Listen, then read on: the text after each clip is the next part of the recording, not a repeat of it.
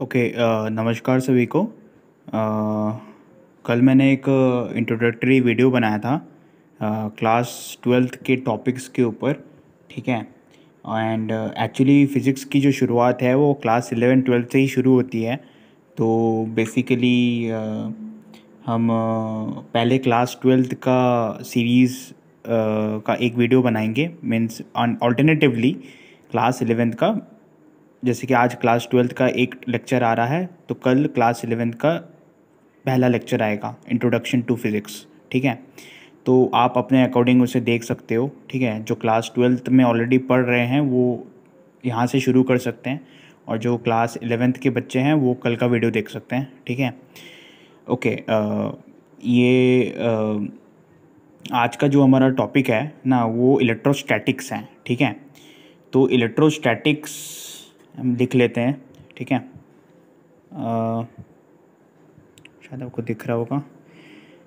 कल परसों तक मैं अब एक बढ़िया सा बोर्ड का अरेंज कर लूँगा यहाँ पे। इलेक्ट्रोस्टैटिक्स। ओके।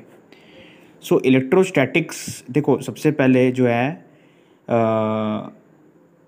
आप अगर देखो, हर बोर्ड का सिलेबस अलग है, हर सिलेबस में अलग अलग चैप्टर से शुरुआत की गई है। ठीक है।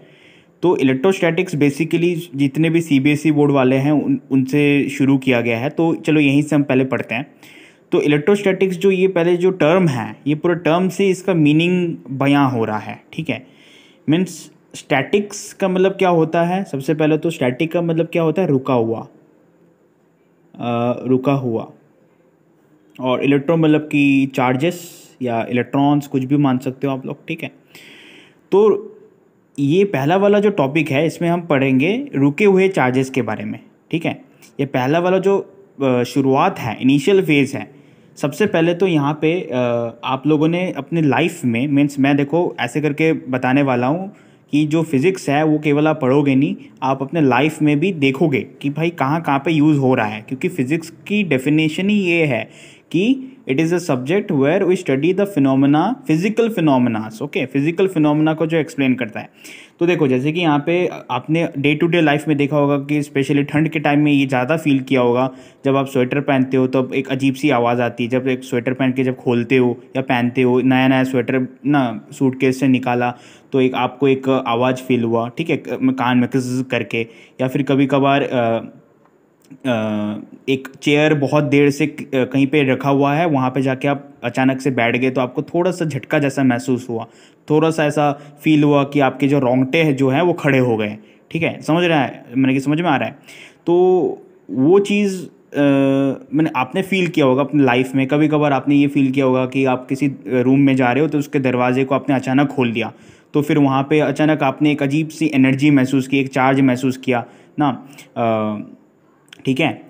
तो बेसिकली इलेक्ट्रोस्टैटिक्स के अंदर हम स्टैटिक चार्जेस के बारे में पढ़ते हैं। ठीक है। जैसे कि हम डे टू डे एक्सपीरियंस के लिए बोल रहे हो। जैसे कि सबसे बेसिक एग्जांपल है समझने के लिए, आप जो कंघी है, कंघी को सिर में घसो या फिर रब करो। ठीक है। रब करने के बाद आप पेपर्स के छोटे छोटे टुकड़े बना, उसे आप चिपकाओगे तो फिर वो पेपर्स के टुकड़े उस कंघी में चिपक जाएंगे। तो ये जो एक एग्जांपल है स्टैटिक चार्जेस के एग्जांपल्स हैं। कैसे होंगे स्टैटिक चार्ज, पैदा कैसे होता है, क्या हो रहा है क्या नहीं हो रहा है, वो हम धीरे धीरे आगे बढ़ रहेंगे। ठीक है। तो ये मैंने कुछ फिनोमेनास बोले जो आपने डे टू डे लाइफ में एक्सपीरियंस किए होंगे। आप ऐसे अभी मान के चलो कि आपको इन सब चीज़ों का रीज़न नहीं पता है, कि भाई इतना पता है कि हाँ ऐसा कुछ चार्ज होता है, रुका हुआ चार्ज आ जाता है जिसके कारण हमें ऐसा फील होता है। ठीक है। जो आपने समझ लिया, जो आपने, ठीक है। तो लेकिन ये सब एक्सपीरियंसेस आपने ज़रूर अपने लाइफ में किए होंगे, आप रिलेट कर सकते हो। आप ज़रा सोचिए, थोड़ा सा थिंक कीजिए। ठीक है। काफ़ी आराम से हम पढ़ेंगे इस टॉपिक को। तो सबसे पहला जो डेफिनेशन है, मीन्स अगर मैं इसे एक अच्छे से एक स्टैंडर्डाइज डेफिनेशन में अगर इसे करूँ, ठीक है, इलेक्ट्रोस्टैटिक्स को। So electrostatics deals with the study of forces, fields and potentials arising from static charges. ठीक है। जो तो लिख लेते हैं इसे एक बार। वेट, ये मैं मानता हूँ अभी थोड़ा सा आपको दिक्कत आ रही होगी, बट 2-3 दिन में बिल्कुल नहीं आने वाली। ओके। लिख लेता हूँ मैं, फिर आपको एक बार दिखा दूंगा, आप स्क्रीनशॉट ले लेना या लिख लेना। ठीक है। Electrostatics deals with the study of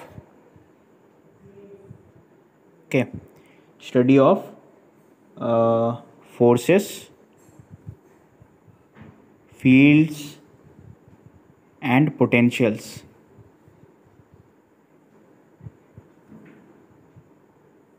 okay, arising from, ये सब कहाँ से अराइज होता है? Arising from static charges. ठीक है, हम ये सब टर्मिनोलॉजी के बारे में पढ़ेंगे इस चैप्टर में। ठीक है, इलेक्ट्रिक फील्ड्स के बारे में, इलेक्ट्रिक फोर्स के बारे में, इलेक्ट्रिक पोटेंशियल्स के बारे में। ठीक है, ये सब टर्मिनोलॉजी के बारे में पढ़ेंगे, लेकिन ये सब जो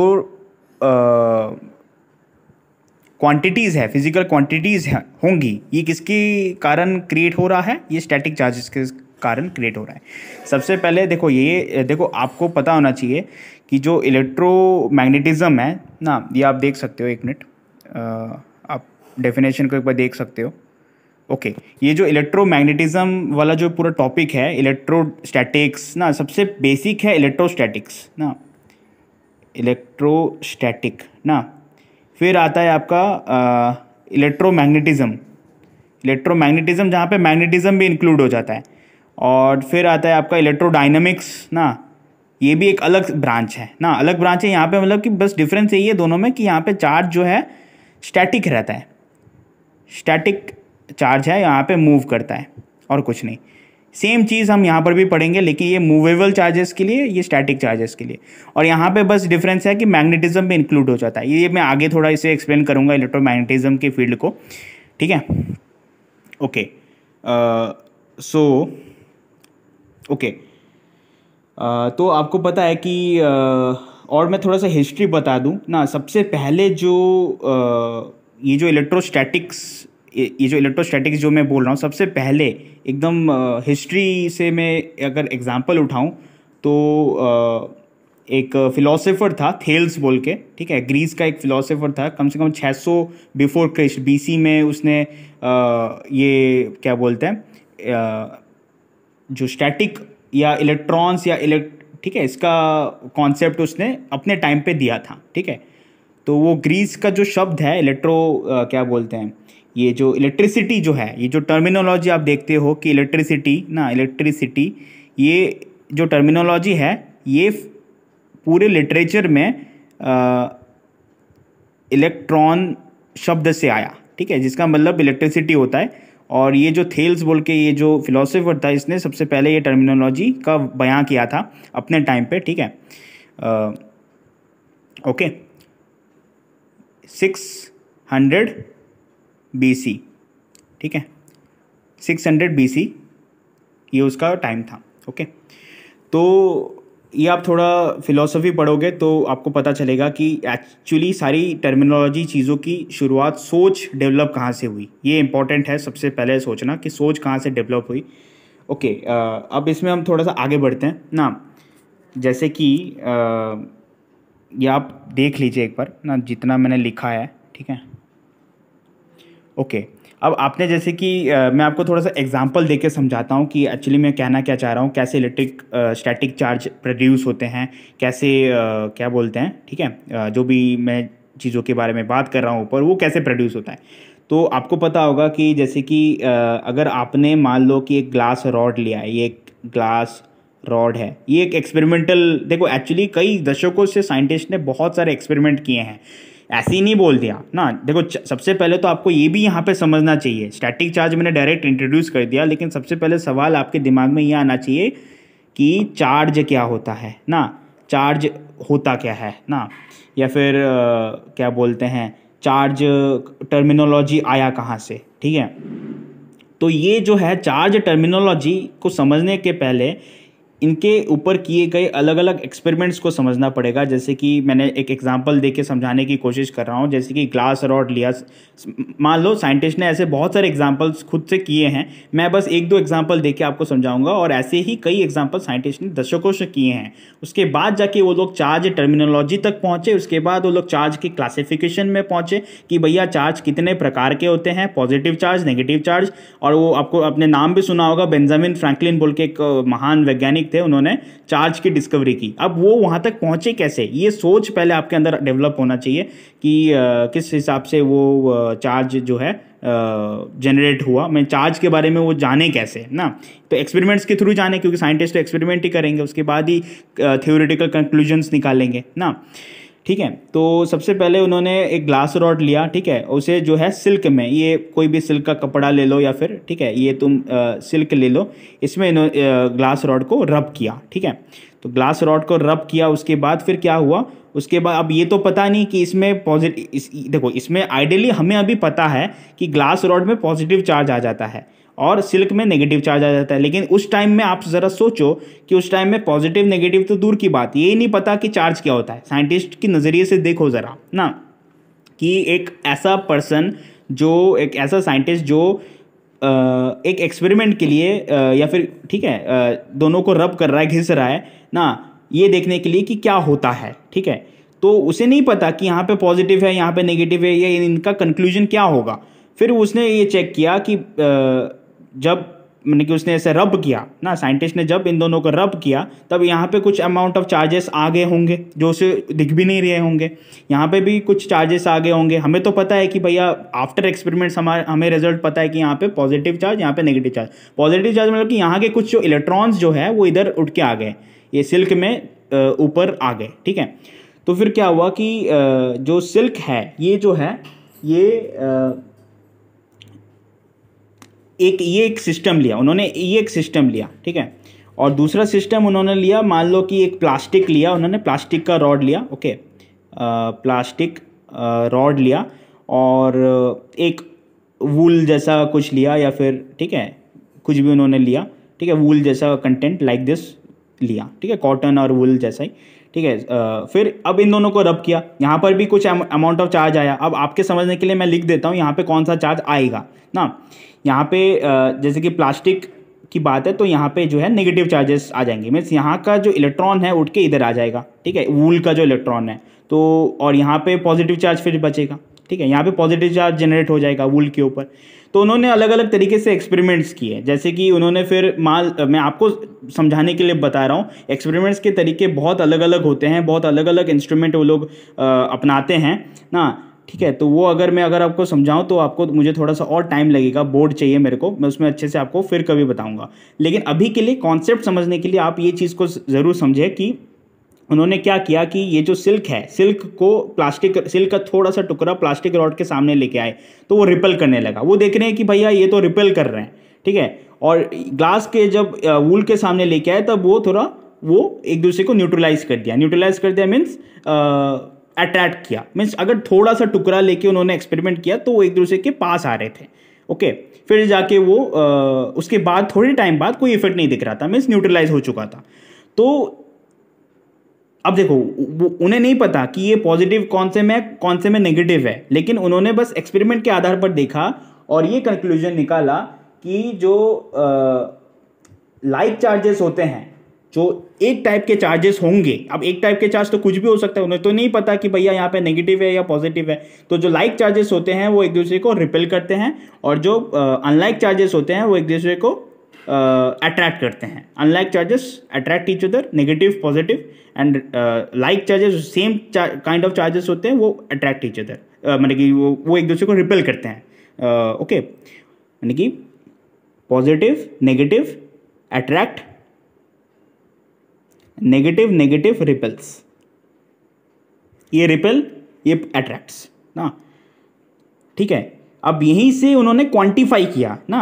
अब ये उन्होंने पहले वो पॉजिटिव नेगेटिव नहीं बोलते थे। बेंजामिन फ्रैंकलिन ने इतने सारे ऑब्जर्वेशन को देखने के बाद और अलग अलग साइंटिस्ट के ऑब्जर्वेशन को जांचने के बाद उसने क्वांटिफाई किया कि भैया जो चार्ज जो है, ठीक है, चार्ज जो है, okay, is of two types, ठीक है, पॉजिटिव एंड नेगेटिव, दो प्रकार के चार्जेस होते हैं। ऑब्वियसली ये कहाँ से डिराइव हुआ आपको पता होगा, मैं फिलोसॉफिकली अगर आपको बताऊं तो ये डिराइव हुआ जैसे कि पहले के ज़माने में लोग काफ़ी रिलीजियस थे, मीन्स उस टाइम के जहाँ पर भी बेंजामिन फ्रैंकलिन है वो काफ़ी रिलीजियस आदमी था, तो फिर उसने ऐसे डिनोट कर लिया कि जो गॉड है वो पॉजिटिव चार्ज है और जो ईविल है वो नेगेटिव चार्ज है। यहीं से उसके दिमाग में आया कि भाई मैं पॉजिटिव नेगेटिव नाम देता हूँ, ठीक है, इसके उसके दिमाग में यहीं से आया, ठीक है, ओके। तो एक किताब में लिखा हुआ है, मैं ऐसे ही नहीं बोल रहा हूँ ना, कि वो काफ़ी रिलीजियस पर्सन था, मैं ऐसे कंक्लूजन ड्रॉ कर रहा हूँ, शायद उसने ऐसे ही सोचा होगा, ठीक है। अदरवाइज हमें तो ये कंक्लूजन पता है कि भाई जो बेंजामिन फ्रैंकलिन है, ओके, ये एक साइंटिस्ट का नाम है ना, इसने बायोलॉजी की फील्ड में भी बहुत काम किया, फ्रैंकलिन, ओके। तो और यहाँ पर भी इसने चार्ज को डिफाइन किया, ठीक है, ओके। उसके बाद यहाँ पे हम देख सकते हैं, अच्छा अब मैं थोड़ा सा आपको इलेक्ट्रोमैग्नेटिज्म के बारे में बताता हूँ, लेकिन इलेक्ट्रोमैग्नेटिज्म के बारे में बोलने से पहले मैं आपको एक यहाँ पे इक्विपमेंट के बारे में भी सिखाऊंगा, और फिर मैं आपको एक छोटा सा एक और कंसेप्ट बताऊंगा इंडक्शन का, ओके ओके। पहले इलेक्ट्रोमैग्नेटिज्म के बारे में थोड़ा जान लेते हैं। देखो इलेक्ट्रोमैग्नेटिज्म का कॉन्सेप्ट कहाँ से आया, इलेक्ट्रोमैग्नेटिज्म, देखो इलेक्ट्रोस्टैटिक्स वो था, इलेक्ट्रोमैग्नेटिज्म भी साथ ही साथ में डेवलप हो रहा था, ठीक है, मीन्स कई और रीजन में डेवलप हो रहा था, ठीक है। तो यहाँ पे सिंपल सी बात है, magnetic effects of current means magnet जो मैग्नेट होता है उसके मूवमेंट के कारण इलेक्ट्रिसिटी पैदा होता है, और जो इलेक्ट्रिक चार्जेस है उनके मूवमेंट के कारण मैग्नेटिक फील्ड पैदा होता है। ये एक्चुअली एक गलती से डिस्कवरी थी, इलेक्ट्रोमैग्नेटिज्म एक गलती से डिस्कवरी हुआ था, और ओरिस्टेड का नाम आपने सुना होगा, एक साइंटिस्ट थे, उनका नाम एग्जैक्टली मैं अगर देखूँ, हाँ वो एक डैनिश साइंटिस्ट थे, और ओरिस्टेड बेसिकली उन्हें ओरिस्टेड नाम से ही पहचानते थे। उन्होंने ये अपने लैब में गलती से डिस्कवर किया कि एक दिन उनके पास लैब में एक इलेक्ट्रिक वायर थे, वो कुछ इलेक्ट्रिक फील्ड्स के ऊपर जो है रिसर्च कर रहे थे, ठीक है, ओके। और यहाँ पे इलेक्ट्रॉन मूव कर रहा है, ठीक है, मतलब कि करंट फ्लो कर रहा है, और उनके कंपास जो मैग्नेटिक कंपास यहाँ पे रखा हुआ था तो वो डिफ्लेक्ट करने लगा था, तो वो मैग्नेटिक फील्ड के कारण डिफ्लेक्ट हो रहा था, तो उन्हें पता चला कि ये इलेक्ट्रिक चार्जेस मूव कर रहे हैं, उसके कारण वो एक मैग्नेटिक फील्ड जनरेट कर रहा है, ठीक है। सिमिलरली बाद में कंक्लूजन निकाला गया कि अगर आप मैग्नेट को भी मूव करवाओगे आगे पीछे तो करंट पैदा होगा, वो आप फैराडे ने वो चीज़ बताया ना, इलेक्ट्रॉन यहाँ पे जनरेट हो जाएंगे, इंड्यूस्ड करंट पैदा होगा, वो बात की बात है। लेकिन बेसिकली अभी आप इतना ही समझ के रखो, इलेक्ट्रोमैग्नेटिज्म का केस में मैग्नेटिज्म एंड इलेक्ट्रिसिटी दोनों को मैच कर दिया गया है, मीन्स दोनों एक दूसरे के पैदा होने के कारण है, ये मैं कह रहा हूँ, तो इतना दिमाग में रखो, ठीक है। बाकी और डिटेल में आगे बढ़ेंगे, ओके। अभी ये आपको शायद समझ में आया होगा, एक बार देख लो ना, मैं बता दे रहा हूँ, कितना कुछ लिखना हो तो लिख लो, वैसे लिखने लायक है नहीं, मैंने समझाया है बस समझने के लिए है, ठीक है। नोट्स मैं फिर कभी अलग से PDF बना के प्रोवाइड कर दूंगा। बाकी यहाँ पे यस, ये भी देखा गया, एक चीज़ और समझ लो, ये भी देखा गया कि जैसे कि मैं ये बोल रहा था